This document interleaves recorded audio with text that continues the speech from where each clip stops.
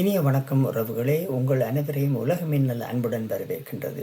ஏற்கனவே இந்த பதிவில் நான் போவது என்னவென்றால், ஏற்கனவே நாங்கள் பயன்பாட்டுக்கான வருமானம் பகுதி ஒன்று டிஸ்போசபிள் இன்கம் என்றால் என்ன என்பதை பற்றி பார்த்திருந்தோம்.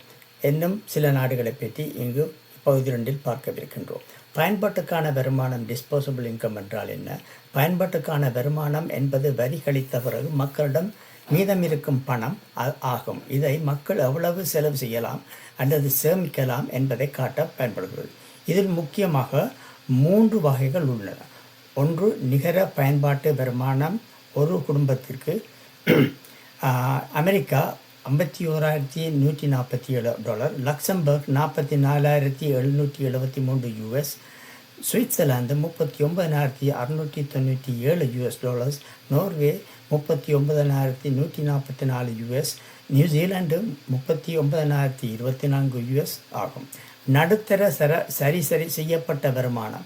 இதில் கணக்கில் கொள்ளப்படுவது சம்பளம், முதலீடுகள், மூலதன வருமானம், அரசு உதவிகள், வரிகள் கழித்த பின்பு மதிப்பு.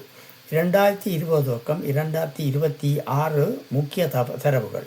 America $42,800, Luxembourg $42,486, Norway $40,649, Switzerland $38,475, Canada $36,656. முடிவாக எல்லா பிரிவுகளிலும் அமெரிக்கா முதலிடம் வகிக்கின்றது. லக்சம்பர்க் மற்றும் சுவிட்சர்லாந்து தொடர்ந்து உயர்ந்த இடங்களில் உள்ளன. நோர்வே போன்ற நாடுகள் வலுவாக செயற்படுகின்றன. கனடா உயர்ந்த நிலையில் இருந்தாலும் முன்னணி நாடுகளை விட சிறிது பின்னால் உள்ளது. எனவே இதுதான் தற்பொழுதைய நிலைமை என்பதை உங்களுக்கு அறியத்தரவிருக்கின்றேன். இது போன்று பலவிதமான பல விடயங்களை பற்றி ஏற்கனவே நான் எனது பதிவில் உங்களுக்கு அறிய தந்திருந்தேன்.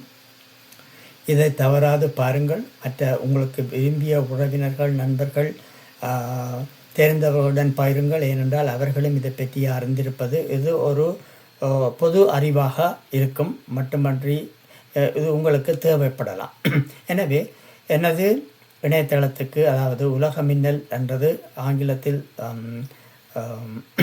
குளோபல் லைட்னிங் என்பதற்கு உங்களது ஆதரவு கிடைக்கும் என்று நம்பி உங்களிடமிருந்து விடைபெறுகின்றேன். நன்றி, வணக்கம்.